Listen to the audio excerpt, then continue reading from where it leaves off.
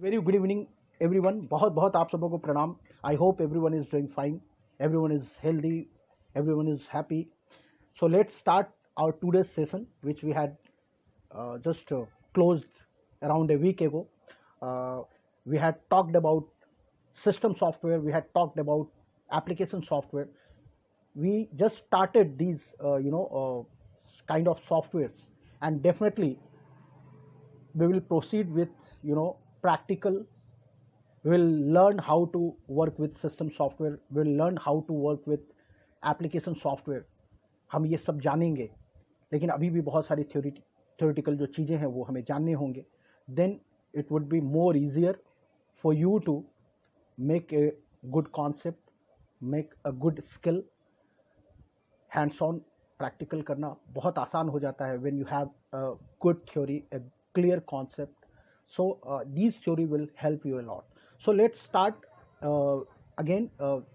Today we will discuss about system software. हम लोगों ने सिस्टम सॉफ्टवेयर में काफ़ी सारे नाम उस दिन डिस्कस किए थे, जैसे disk operating system, DOS, Windows operating system में डिफरेंट वर्जन्स जो हैं विंडोज़ ऑपरेटिंग सिस्टम के मैंने आपको बताया था. मैंने आपको ये भी बताया था कि विंडोज़ ऑपरेटिंग सिस्टम जो है उसके अलग अलग जो वर्जन्स है, अलग अलग टाइम और अलग अलग फीचर्स के हिसाब से उनको एक नंबर दिया गया है, जिसे हम वर्जन भी कहते हैं. डेफिनेटली एप्लीकेशन सॉफ्टवेयर में भी जो सॉफ्टवेयर्स होंगे उसके अलग अलग वर्जन हो सकते हैं. So what I want to say कि आपने जितने भी सिस्टम सॉफ्टवेयर या ऑपरेटिंग सिस्टम के नाम उस दिन जाने, जैसे विंडोज़, डॉस.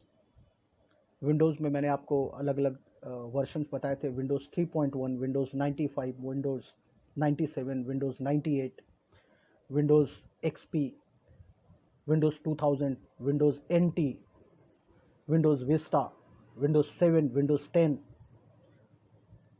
एप्लीकेशन सॉफ्टवेयर में मैंने कुछ नाम लिए थे, जैसे कि मैंने आपको बोला था एमएस ऑफिस. आपने टैली को जाना था कि टैली एक सॉफ्टवेयर होता है. ऑटो कैड का नाम मैंने लिया था. तो ऐसे और भी एप्लीकेशन सॉफ्टवेयर हैं जो हम लोग टाइम टू टाइम डिस्कस करेंगे. But these these softwares are very useful, very popular. Okay, so उस पॉइंट ऑफ व्यू से इन सबको अगर आप जानेंगे तो आपके लिए बाकी सॉफ्टवेयर्स में आगे बढ़ना आसान हो जाएगा, चाहे वो सिस्टम सॉफ्टवेयर हो या फिर एप्लीकेशन सॉफ्टवेयर हो. और मैं अब ये ज़रूरी नहीं समझता कि आपको मैं फिर कहूँ, because I believe that you have understood very well that what is the difference between system software and application software. So एक छोटा सा एग्जांपल मैं देना चाहूँगा, क्योंकि मोबाइल का जो अब यूजेस है बहुत ज़्यादा होता है. लोग मोबाइल यूज़ करते हैं बहुत फ्रिक्वेंटली, अपने सभी लोगों के आसपास मोबाइल है. तो आपको एक छोटा सा एग्जांपल और देता हूँ सिस्टम सॉफ्टवेयर और एप्लीकेशन सॉफ्टवेयर को समझने के लिए, कि मोबाइल में आप जो सुनते हैं एंड्रॉयड ऑपरेटिंग सिस्टम, एंड्रॉयड, मेरा मोबाइल जो है उसमें एंड्रॉयड मोबाइल है या एंड्रॉयड मोबाइल है या एंड्रॉयड ऑपरेटिंग सिस्टम है. So Android is also a system software. और उसमें जो अलग अलग ऐप्स डाले जाते हैं, अलग अलग ऐप्स, रेलवे रिजर्वेशन का एक ऐप है, कोई शॉपिंग करने का एक ऐप है, ठीक है. आप सुनते होंगे तरह तरह के ऐप्स अवेलेबल हैं. तो ये जो ऐप्स होते हैं वो एप्लीकेशन सॉफ्टवेयर हैं. और जो ऑपरेटिंग सिस्टम है, जिसे आप एंड्रॉयड के नाम से, चूंकि एंड्रॉयड एक बहुत जाना माना, बहुत ज़्यादा वॉल्यूम में उसका यूज़ होता है, तो Android is an operating system और system software. And different apps, चाहे वो रेलवे का आप आईआरसीटीसी का ऐप यूज़ करते हैं, आप एयरलाइंस के लिए कोई ऐप यूज़ करते हैं, आप इवेंट एंटरटेनमेंट के बहुत सारे ऐप्स यूज़ करते हैं, ठीक है. चाहे वो अलग अलग नाम, फेसबुक हो, व्हाट्सएप है, वो ये सब ऐप्स हैं. तो आप इजीली समझ सकते हैं कि अगर आपका मोबाइल ऑन होता है तो सबसे पहला रोल ऑपरेटिंग सिस्टम यानी सिस्टम सॉफ्टवेयर का होता है. एंड्रॉयड पहले काम करता है, वो आपके चीज़ों को पहले स्ट्रीमलाइन कर देता है, रेडी कर देता है. उसके बाद you will work with the apps.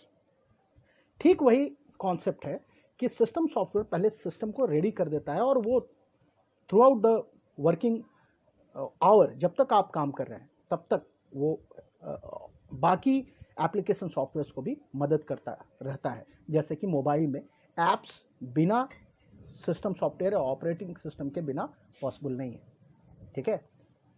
तो चलिए आज हम फिर आगे बढ़ते हैं। अलग अलग एप्लीकेशन सॉफ्टवेयर मैं कह रहा था हम लोग जानेंगे, सिस्टम सॉफ्टवेयर भी जानेंगे। आज मैं सिस्टम सॉफ्टवेयर में एक और नाम ऐड करता हूं, उसका नाम है Unix, Unix operating system, UNIX, Unix, please note it down. Unix is also an operating system, or you can say it's a system software, because it also used to take care of the computer system and the other softwares and all the hardware peripherals and all. So application software में कुछ और नाम add होगा, time to time I will add it, but मैंने क्या किया है कि जो बहुत जिसका यूजेस बहुत ज़्यादा होता है, जो बहुत पॉपुलर है, उसके हिसाब से मैंने कुछ कुछ नाम लिए हैं। जैसे मैंने नाम लिया था एप्लीकेशन सॉफ्टवेयर में MS ऑफिस। तो MS ऑफिस करता क्या है? MS ऑफिस एक ऑफिस को ध्यान में रखते हुए, एक ऑफिस किसी भी फील्ड का वो हो सकता है, नेचर ऑफ जॉब कुछ भी हो सकता है, आपके बिजनेस का, आपके कंपनी का। जैसे मान लीजिए एक स्टील की कंपनी है, एक शॉपकीपर है, रेलवेज है, एयरलाइंस है, एक एंटरटेनमेंट का कोई ऑर्गेनाइजेशन है।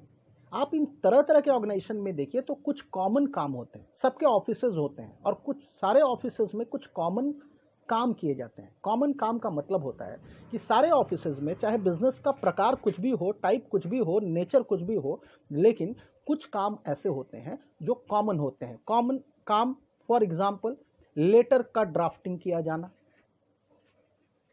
ठीक है, डिफरेंट ट्रांजेक्शन्स को जो बिजनेस में एवरीडे बेसिस पे होते हैं उसे रिकॉर्ड किया जाना, उस पर कैलकुलेशंस करना, अपने प्रोडक्ट के बारे में कुछ प्रेजेंटेशन बनाना, उसमें कुछ साउंड का इफेक्ट डालना, उसमें कुछ एनिमेशन करना, उसमें कुछ पिक्चर्स डालना। So what I want to say कि there are certain task like making presentation, making letters, making application, recording transactions, different calculations.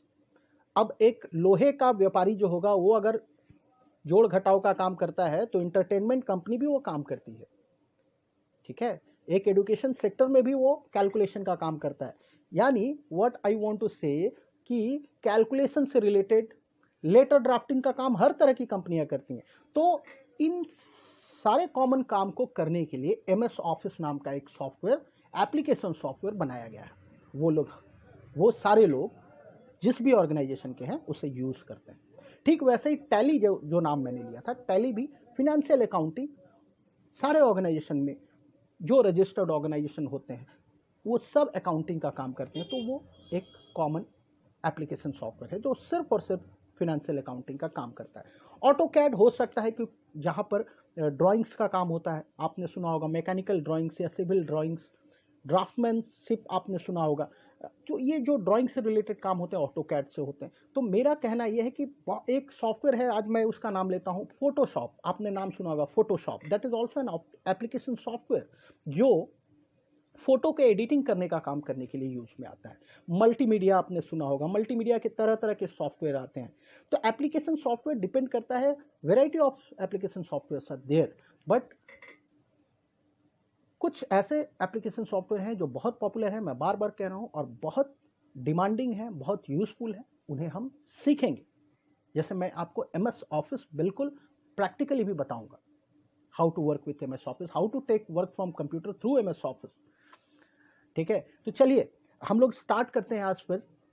System software में मैंने एक नाम आज ऐड किया है, that is Unix operating system. Please इसे भूले नहीं आप, इसे आप नोट करके रख लें। अपने बाकी के जो सिस्टम सॉफ्टवेयर के नाम आपने जाने हैं उसके साथ आप यूनिक्स को भी ऐड कर लें। अब हम लोग शुरुआत करेंगे कि चलिए हम सिस्टम सॉफ्टवेयर से कैसे वर्क करें, how to work with system software. जैसे ये कंप्यूटर है, अब इस पर सिस्टम सॉफ्टवेयर को हम कैसे पहचानें, कैसे इससे काम करना शुरू करें, इस तरफ हम अब आगे बढ़ रहे हैं। Now we are proceeding for that, but उस रास्ते में भी छोटे छोटे थ्योरेटिकल चीजें हैं जो आज मैं आपको बताऊंगा। सबसे पहले जिस सिस्टम सॉफ्टवेयर को मैं आपको बताने जा रहा हूं उस सिस्टम सॉफ्टवेयर का नाम होगा डिस्क ऑपरेटिंग सिस्टम, DOS। मैंने उस दिन भी कहा था कि हो सकता है कि आज इसका जो प्रयोग है बहुत कम होता हो, but I am telling you it is a very very important and very conceptual operating system. आपका जो कॉन्सेप्ट इससे बिल्डअप होगा, आपको थोड़ी भी जानकारी इसकी होगी, then you will comfortable working with advance operating system, advance system software like Windows. क्योंकि मोस्टली विंडोज ऑपरेटिंग सिस्टम आज आप सुनते होंगे, हर जगह विंडोज रहता है, but you have to understand कि how DOS worked and what was the lackness, what was the problem or what was the limitation of DOS। क्या ऐसे limitations थे जिसकी वजह से विंडोज को लाया गया, विंडोज को इंट्रोड्यूस किया गया, फिर विंडोज यूज होने लगा। एक और बात मैं आपको कहता हूं कि when you are using Windows operating system in your computer, that time also DOS is working in background, or you can say Windows is an upgraded or advanced form of DOS only।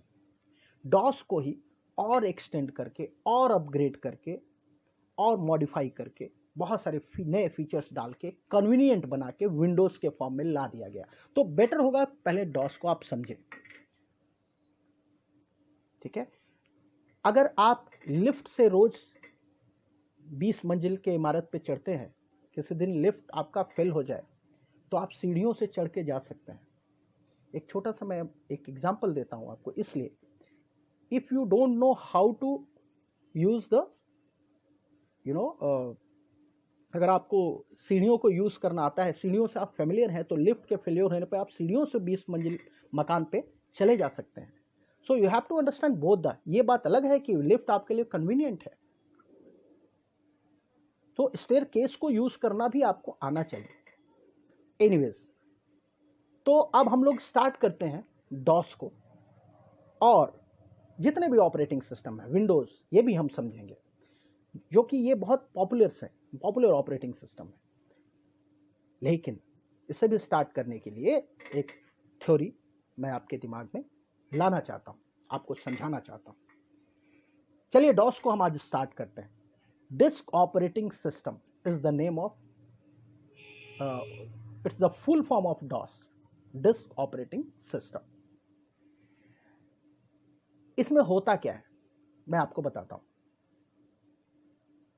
इसमें actually हम लोग computer को commands देंगे।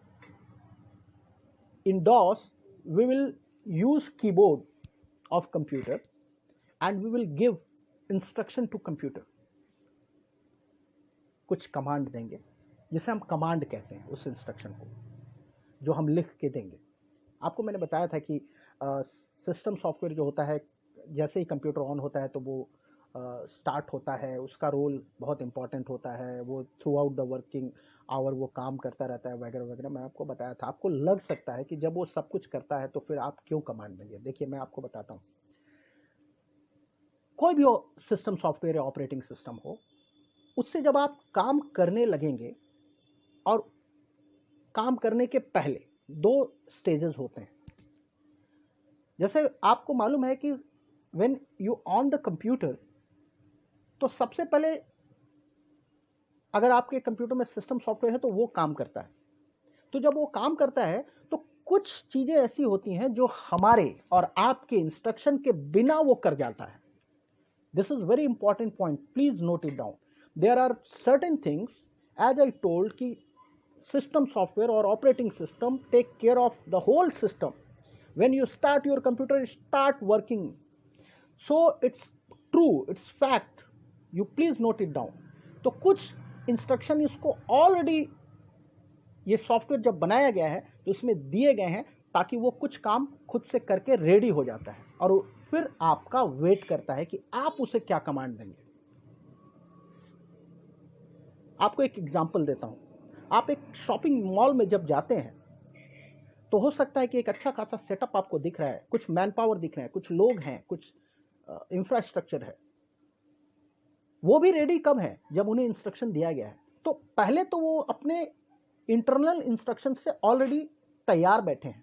अब आप जब जाते हैं तो आप फिर इंस्ट्रक्शन देना शुरू करते हैं कि मुझे ये प्रोडक्ट चाहिए, इसका क्या प्राइस है, या फिर आप प्रोडक्ट चूज करते हैं, फिर उसे आप काउंटर पे ले जाते हैं, उससे बिलिंग करवाते हैं. So what I want to say कि कोई भी सॉफ्टवेयर फॉर एग्जांपल, और स्पेशली सिस्टम सॉफ्टवेयर की बात मैं अभी आपको कर रहा हूं, तो ऑपरेटिंग सिस्टम या सिस्टम सॉफ्टवेयर बहुत सारे काम कंप्यूटर के लिए करता है खुद ब खुद. जैसे मैंने बार बार कहा है और कहता आ रहा हूं कि सिस्टम सॉफ्टवेयर कंप्यूटर को रेडी करता है, तैयार करता है ताकि यूजर इंटरेक्ट कर पाए. तो तैयार करने के लिए कुछ कुछ इंस्ट्रक्शन उसको ऑलरेडी दिया गया है, जैसा कि उस शॉपिंग मॉल में ऑलरेडी सेटअप बन के रखा है, वो भी बना हुआ है, या मैन पावर रेडी तभी है जब उनके इंटरनल इंस्ट्रक्शन उनको दिए गए होंगे, उसमें आपको बॉदर नहीं होना है. तो ठीक वैसी डॉस में कुछ कमांड जो हम लोग पढ़ेंगे वो कमांड हम लोग देंगे ताकि हम अपना काम, स्पेसिफिक काम उससे करवाएंगे कि हाँ हमें जो जो काम करना है वो हम सीखेंगे. लेकिन कुछ इंस्ट्रक्शन उसमें ऑलरेडी होते हैं जिसकी वजह से कंप्यूटर जैसे ऑन होता है वो रेडी होके वो इंस्ट्रक्शन अपने आप कंप्यूटर को दे के वो तैयार बैठ जाता है आपके लिए. डेफिनेटली सिस्टम सॉफ्टवेयर से वो सारे काम होते हुए आपको दिखेंगे. मैं आपको बताऊंगा जो जो काम मैंने आपको कहा है, जैसे कि हार्डवेयर को रेडी करना. तो हार्डवेयर को रेडी करने का जो काम है वो खुद करके बैठ जाएगा वो, फिर आप कुछ स्पेसिफिक कमांड देके उससे सिस्टम से ही रिलेटेड काम करवाएंगे. ये आपको जान लेना है. एक बहुत इंपॉर्टेंट टर्म है, एक बहुत इंपॉर्टेंट कॉन्सेप्ट है, that is called booting. Booting, BOOTING, booting, booting of a computer. चूंकि मैं अभी डॉस की बात कर रहा हूं तो डॉस पे आप फोकस करते हुए समझिए कि डॉस जैसे आप कंप्यूटर ऑन करते हैं तो कंप्यूटर ऑन होने के बाद अगर आपके कंप्यूटर में डिस्क ऑपरेटिंग सिस्टम है तो वो आपके कंप्यूटर के मेमोरी में लोड होता है.